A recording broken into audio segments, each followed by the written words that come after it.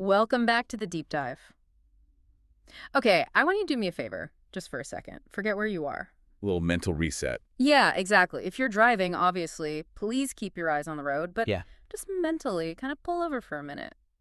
Park the car. And if you're at home, this is a good one for dimming the lights. Oh, definitely. Dim the lights, grab a blanket. We're shifting gears today. Usually we're in that sort of bright classroom mode, you Yeah. know, dissecting data, talking productivity. Those three frameworks. Today, we are sitting by a campfire. The fire's dying down, the coals are glowing that deep, intense red, and the shadows are getting really long. And the conversation is about to get a little existential. It is. It's the perfect setting for the material we've got today. It really is. We're not dealing with surface level stuff, hacks or the latest tech trends. This is, well, we're looking at the architecture of reality itself. It's dense. It's so dense. It's fascinating. Yeah. And yeah, it does get a little spooky, but in a way that makes the world feel bigger, not smaller. It's that late night, what even is the universe kind of vibe. Exactly. But before we jump into that rabbit hole, and trust me, it is a deep one today. Yeah. I have to give our standard mandatory disclaimer. This is really important. This deep dive is distributed free of charge on all major platforms for educational purposes. We're here to explore, to learn, and to share. We're not gurus. We are just fellow explorers holding the map right alongside you. So with that said, let's start with a ghost story. Or at least the mechanics of one. Yeah, because this is how our source material kicks off. Yeah. I want you to picture the scene. It's May 1965. Elmira, New York. Okay. And Jane Roberts, the author and medium who channels the entity we know as Seth, she's lying in bed. It's early Sunday morning. The sun's not even really up yet. That kind of floaty, half-asleep state. Exactly, that hypnagogic state. The house is totally quiet. Her husband, Rob, is asleep. And then all of a sudden, right in her ear... Not in her head. No, she's very specific about this. Physically, right next to her ear, she hears a voice. Ooh. What does it say? She describes it as a husky male whisper.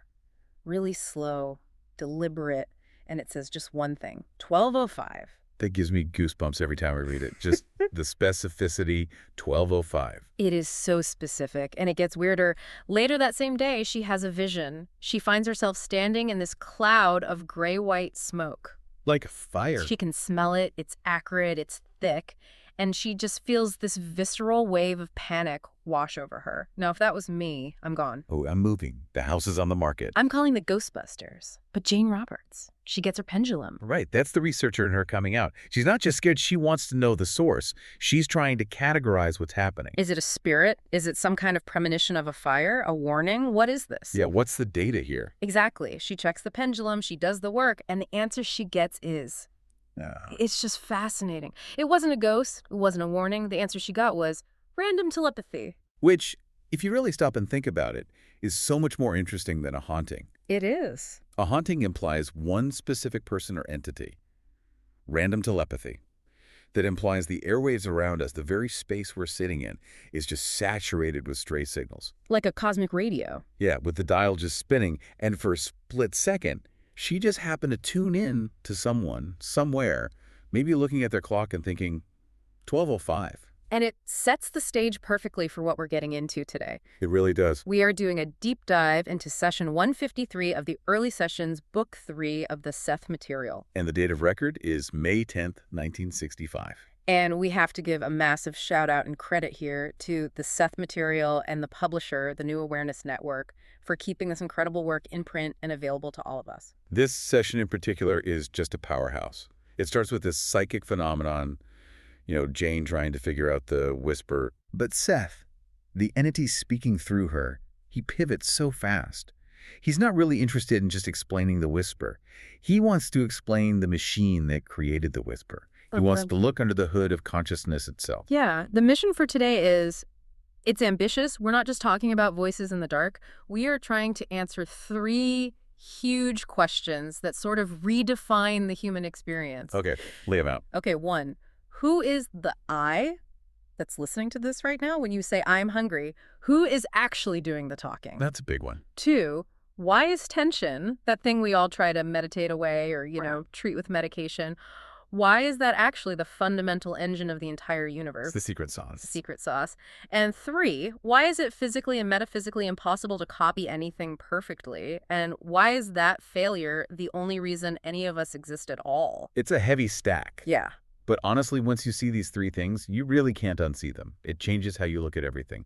It really does. So let's unpack this. Let's start with that first pillar, segment 1.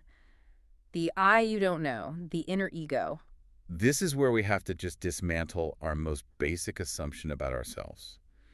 We walk around all day saying, I went to work, I love pizza, I'm tired. Right.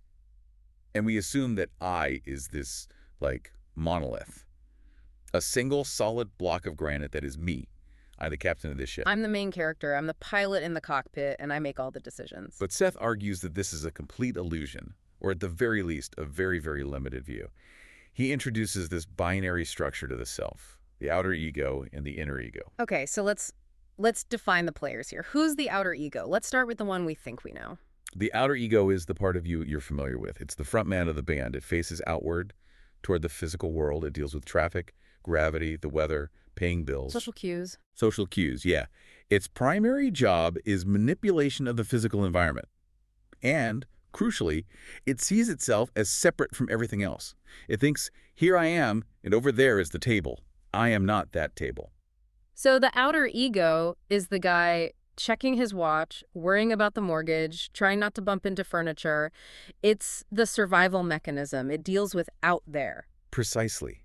It's necessary, it's the interface. Yeah. But it is not the whole story.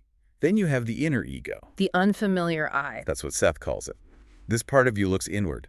It doesn't deal with physical stuff. It deals with energy construction.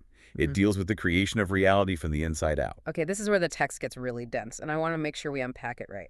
Seth says this inner ego isn't just a blank slate or some generic soul. Right, it's not just a ball of light. He calls it a composite. What does that mean? Yes, this is such a critical distinction in the Seth Material. He touches on reincarnation here, but not in the way we usually think about it. Like, I was a blacksmith, now I'm a podcaster. Exactly, that sort of linear chain. One beat on a string after another. I was Cleopatra, and now I work in accounting. Right, everybody was Cleopatra. Everyone was Cleopatra. But Seth suggests it's much more complex. The inner ego is formed from the characteristics and abilities that were dominant in previous personalities. Think of it like an all-star team. I love that analogy. Break that down for me. Okay, so imagine the entity, the whole self, the oversoul, has lived, say, hundreds of lives. In one life, maybe it developed incredible patience and the ability to listen. Okay. In another, a really sharp mathematical mind. In another, deep emotional empathy, artistic flair. The inner ego of your current personality is a composite of those strongest traits. It aggregates the most useful skills from the entity's entire history to help guide the current you. Whoa, okay, so wait, if I'm struggling to learn, say, a new language, but then suddenly I have a breakthrough, that might be my inner ego tapping into a past skill set where I was a linguist. Theoretically, yes. Or at least, the capacity for language that was developed in other existences is available to you through the inner ego. Wow. It acts as a director of experience. It's not just a dusty archive or library of old memories. It's active. Seth says, and I'm quoting here, the inner ego is, in many respects, a composite. It contains the various purposes toward which the entity has been working to achieve. It has an agenda. That word agenda is so interesting. It implies I'm not just, drifting through life. There's a drive behind the scenes. There's a purpose. The inner ego knows what you're here to learn. It knows the syllabus for this life. And the outer ego is just trying to get through the day. The outer ego is just trying to get through the day, but the inner ego is trying to complete the course. And this is where the spooky factor comes back in. Seth drops a bombshell in this session about sleep. He says, in many cases, it is the I who dreams. Wait, pause on that. It is the I who dreams. Normally we think of dreams as like the brain taking out the trash, random neurons firing. Or just processing the movie you watch before bed. Right. We see it as chaotic, maybe some light psychoanalysis, but Seth is suggesting the inner ego is the primary resident of the dream universe. When you sleep, the outer ego goes offline. It takes a break. It takes a break. And the inner ego takes over. It does the heavy lifting. It gathers information, it solves problems, it communicates with other entities, it processes data that the outer ego just can't handle. So when I wake up with a solution to a problem, I was stuck on for days, and I think, wow, I'm a genius. You're basically taking credit for your inner ego's all-nighter. Effectively, yes. The outer ego loves to take credit. It wakes up, gets the download from the inner ego, and goes, look what I did. That's hilarious. So the inner ego does the work in the dream state, accesses this whole other universe of information to find the answer. And the outer ego just presents the PowerPoint in the morning. Right. But there's a friction there, isn't there? The outer ego must ignore the inner ego a lot. Constantly. Because the inner ego's promptings don't always make logical sense in the physical world. The inner ego might whisper, go left, and the outer ego looks at the GPS and says, but the map says go right. Because the outer ego is obsessed with physical facts, and the inner ego deals in intuition and energy. Exactly. It sees the energy patterns, not the physical walls. But, and this is an important point Seth makes, so we don't get too schizophrenic about this. We shouldn't get hung up on the labels. Okay. He says, I have often said that all these divisions and separations are arbitrary. Apparent boundaries are not boundaries, but only differences in the focus of attention. So there's no literal wall in my brain where one ends and the other begins. It's not like anatomical. No. He uses this beautiful biological image. He says, the subconscious could be thought of as a nucleus surrounded by the inner and outer egos. They're functional units. They blend. It's all one system. It's all one system of energy, just facing in different directions, like a lighthouse that shines a beam both out to sea and another light back onto the land. It's one light, two directions. You know, that makes me feel a little less alone, actually, knowing there's a part of me that's connected to this deeper reservoir of wisdom. It changes your baseline confidence. It's not just me against the world. It's us, my inner and outer selves, navigating it. You're not operating on just your current life's data. You've got a backup generator. You've got a whole research team. You just have to learn to listen to them. Which brings us to the mechanism of how we operate. This leads right into the second big topic of session 153. And this one really surprised me because it takes a word I absolutely hate and tries to make me love it. I know which one you mean. We need to talk about tension. Ah, yes. Tension, the enemy of modern wellness. The thing we buy apps and weighted blankets to get rid of. Right. In my world, tension is bad. Tension is a headache behind my eyes. Tension is sitting in a meeting knowing you haven't finished the report. An awkward Thanksgiving dinner where nobody brings up politics, but everyone is screaming it internally. That is the definition of tension. It's something I pay a massage therapist a lot of money to knead out of my shoulders. That's the common view, for sure. We see tension as a pathology, a blockage, something to be smoothed out. We think the goal of life is zero tension. But Seth flips this completely on its head. How does he define it?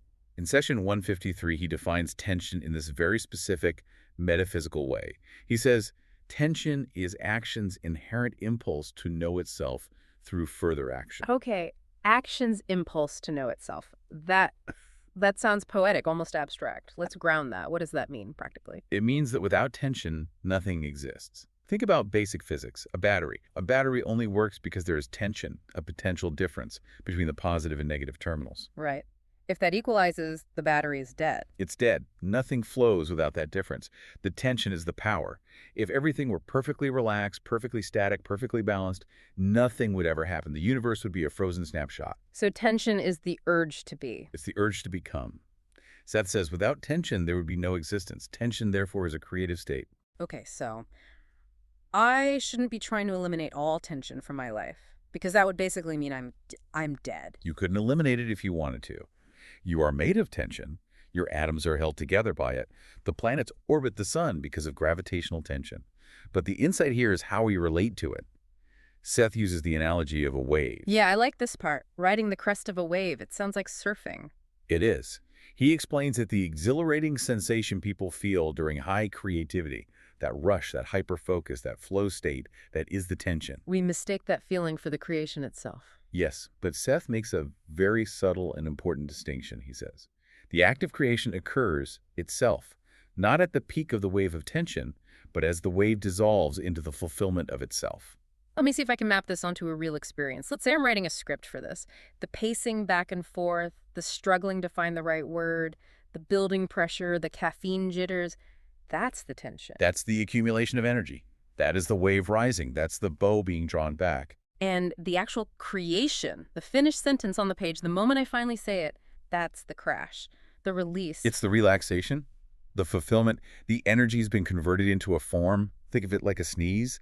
The buildup is this uncomfortable, intense tension. You almost can't stand it.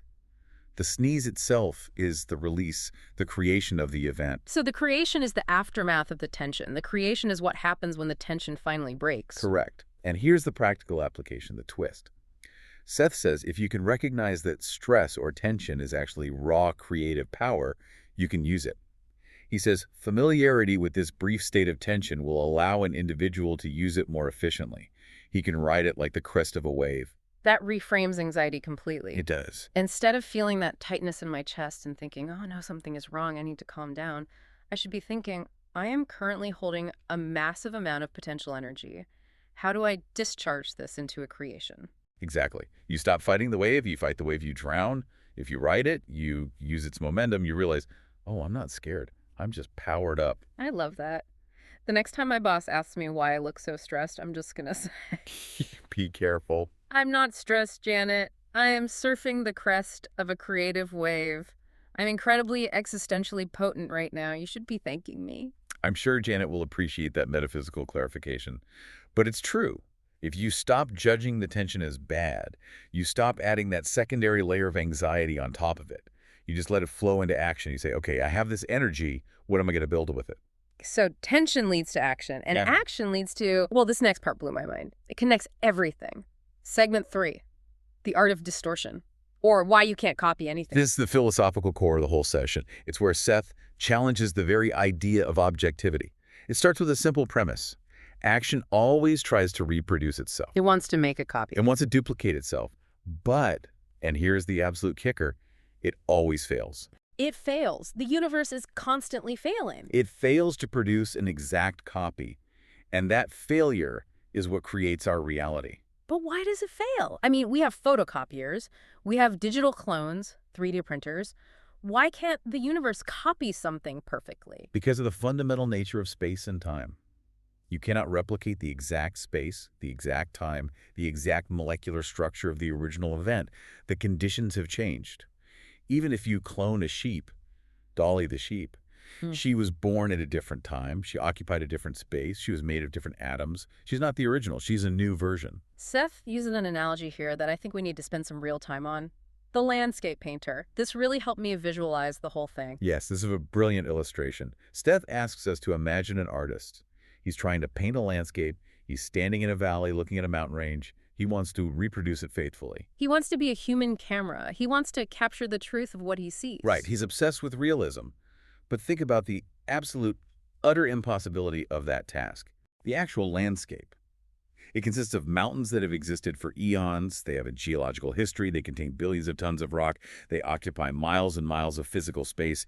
They're alive with biology, shifting winds, changing light. And the artist has, what, a flat canvas? A flat 18 by 24-inch canvas and some tubes of oil paint. He cannot put the actual mountain in his studio. He literally cannot fit it. He can't capture the infinity of molecules that make up the real trees. He can't capture the time inherent in the geology. He can only simulate it. He has to translate mountain into pigment. Exactly. So inevitably, the painting is a distortion. It's a lie. It's a failure to copy the original. It is a distortion. It is a 2D approximation of a 3D, really a 4D reality. But and this is the aha moment, the firework moment, Seth says. The painting, therefore, is both a distortion of reality and the creation of a new reality. Because the painting exists now, and it has things that the actual landscape doesn't. Yes. It has brushstrokes. It has the smell of linseed oil. It has the artist's emotional perspective. Maybe he makes the mountain look ominous, or maybe peaceful. It has a frame. It was a unique, new thing in the universe that didn't exist before. It failed to be a copy, and in failing, it became an original. That is it. That is profound. We usually think of distortion as something bad, right? Yeah. Like a distorted guitar signal or distorted rumor. But Seth is saying distortion equals creation. Distortion creates a new reality. Wow! If the universe could copy itself perfectly, nothing new would ever happen. It would just be the same moment looping forever, a broken record. It's because of the distortion, because we can't get it quite right, that we have growth. We have variety. We have evolution. Every child is a creative distortion of their parents. That reminds me of the game of telephone. You know when you're a kid sitting in a circle, you whisper a phrase like, the purple elephant likes peanuts. By the time it gets to the end of the line, it's something completely ridiculous. Right. It's the turtle elevates the penis or something, and we laugh. We say, oh, they got it wrong. But metaphysically, they didn't get it wrong. They created a new phrase. They created a new reality. If everyone repeated it perfectly, the game would be so boring. The fun is in the distortion. The novelty is in the error. Which leads us perfectly into the next segment, because Seth takes this exact distortion logic and applies it to the thing we're doing right now. Talking, communicating. Yeah. Segment 4, the telephone game of the mind. This is where the rubber really meets the road for all of us in our daily lives. Seth asks a very simple question. If I have a thought, a clear, specific thought in my head, can I send it to you perfectly? I mean, I would hope so. I'm trying to be clear. You're listening. We're both speaking English. It seems like it should work. And the answer, according to Seth, is a hard no. Why? That's terrifying. He talks about the electrical system of the individual. He says, and this is a quote, "Individual A cannot rip the thought out of the context of his own inner electrical system." Ripping the thought out. That is such a visceral image. It's like a plant with its roots still attached. That's a perfect way to put it. Think about a thought you have. Let's say you think of the word home. For you, home might mean the smell of your mom's baking, a specific blue couch, a feeling of safety. It's connected to all your memories, your associations, your mood right now, your biology, your childhood. It's rooted in you. And I can't just hand you that entire root system. You can't. All you can do is send a signal, the word home, a sound wave, a symbol. So I send the signal, the word. And I receive it. But I immediately translate it through my electrical system, my associations, my mood, my chemistry. Maybe for me, home means a drafty apartment I once had and a barking dog. So the thought that I form in my head is a created distortion of the thought you sent. So I'm not downloading your thought like a file. No. You're rebuilding the file from scratch based on my blueprint, but using all of your own materials. So literally, no two people have ever had the exact same thought. According to this session, correct. No identical thought is ever transmitted. The receiver creates a new thought based on the signal they receive. You know, this explains so much about relationships. It's the universal solvent for arguments, isn't it? I mean, seriously, how many times have I said something to my partner and they heard something completely different? I get frustrated. I say, you're not listening to me. That is not what I said. Yes. But according to Seth, it's not a failure of listening. It's just inevitable metaphysics. It's not a bug. It's a feature. Yeah. You could just say, honey, it's not my fault I misunderstood you. It's just creative distortion at work. I was busy creating a new reality based on your signal. Laughing. I'm sure that will go over very well during a heated argument about whose turn it is to do the dishes. I'm just being existentially creative, dear. I've distorted the concept of dishes into profound relaxation. But there is a serious point there. If we can accept that perfect one-to-one communication is impossible, we can stop being so angry when we're misunderstood. We can realize every interaction is a creative act of translation. We have to work harder to align our distortions. Exactly, and it goes even deeper. This was the final philosophical hammer drop for me in this session. Seth says, the act of doing anything at all automatically changes the doer. Yes. This ties it all together. It does. If action is always trying to reproduce itself and failing, and that failure creates new realities, then nothing can ever remain static. Nothing. Yeah. The act of dreaming changes the dreamer. The act of speaking changes the speaker. The act of listening is changing the listener. Seth even mentions himself here. He says the act of giving this very session is changing him. Which is fascinating. We tend to think of these channeled entities or guides as these perfect static beings sitting on a cloud of wisdom, just dispensing truth like a vending machine. Right, they're finished products. But Seth admits he's part of the action. He's evolving through the interaction with Jane and Rob. He's being distorted and therefore growing by talking to them. He is learning how to be Seth by the act of being Seth. The reality of any action automatically determines that the action will change. It's just constant flux. Heraclitus was right. You can't step in the same river twice. And you're not the same man stepping into it. You're a different I every single second. Exactly. Okay, let's zoom out. We have covered a massive amount of ground today. The campfire is burning low. Let's try to recap these big aha moments before we let everyone go back to their own realities. Okay. First, I would say, the I is a team. You're not a solitary pilot. You're a composite of an inner and outer ego. The outer ego handles the traffic. The inner ego handles the dream state research and the deep wisdom. You've got backup. You're a collective. Second, Tension is your friend. It's the battery of life. It's the potential energy required for existence to happen at all. Don't fear the wave, ride it. The creation, the good stuff, comes when the wave breaks. Stress is just power waiting to be used. And third, perfection is impossible. And that's beautiful. You can't copy anything. You can only distort it into something new. Every mistake, every misunderstanding, every failed attempt to be like someone else is actually the birth of a new, unique reality. That's it. It takes so much pressure off, doesn't it? It really does. You don't have to be perfect. You just have to be a good distortion. Exactly. Be the painting, not the photograph. Now, I want to leave our listeners with a final provocative thought, something to chew on while you're staring at the ceiling tonight. Go for it. We just learned that the act of doing anything at all automatically changes the doer. That implies that you, the person listening to this right now, are literally not the same person you were when you pressed play. That is scientifically and metaphysically true. The information has entered your system. Your electrical system has processed it, distorted it, and created new thoughts, new neural pathways. You have effectively distorted yourself into a new version of you. You are a new reality. And the old you from the start of this conversation. That person's gone. That's just a ghost story now. Ooh, I like that. We are all just ghost stories of who we used to be moment to moment. It's a powerful way to see your life. It's continuous self-creation. You are new every moment. You are free every moment. Listen, we have only just scratched the surface here. We're giving you the highlights, the Blinkist version, if you will, but there is nothing like going to the source. Absolutely not. The nuances in Seth's syntax, the humor, the specific exercises, we can't capture all of that. We highly encourage you to study the Seth Material books directly. There's a texture and a depth to the original sessions that summaries just can't get across. It's like describing a symphony versus actually hearing it. You need to hear the music yourself. So please, go visit the New Awareness Network website. They are the custodians of this incredible material. You can find the books, including the early sessions, at sethcenter.com/early sessions. Support the publishers who keep this material alive. It's a rabbit hole worth falling down. Absolutely.